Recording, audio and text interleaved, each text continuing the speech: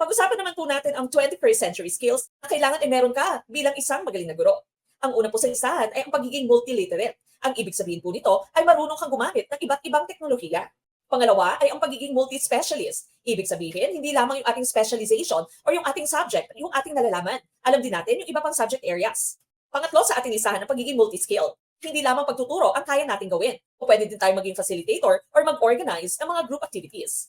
Ang next nating 21st century skill ay ang pagiging self-directed. Ibig sabihin, meron kang initiative para marating ang inyong goals. Meron kang control sa iyong pagkatuto. Ang next nating skill ay ang pagiging lifelong learner. Bilang mga guro, naniniwala po tayo that learning does not end and that it is a lifelong process. Dapat din po ay tayo maging flexible.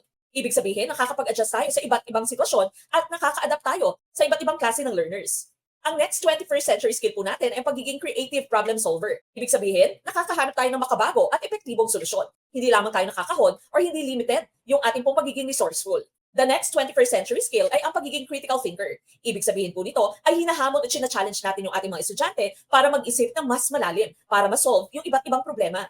Next one, we have to be passionate. Ibig sabihin po nito ay maging masigasig tayo sa pagtuturo at dapat meron talaga tayong malasakit sa ating mga estudyante. And finally, dapat din po ay meron tayong high EQ or high emotional quotient. Ibig sabihin po nito ay meron tayong puso at empathy para sa ating mga estudyante. Tingnan po natin kung masasagot na natin ang katanungan ito.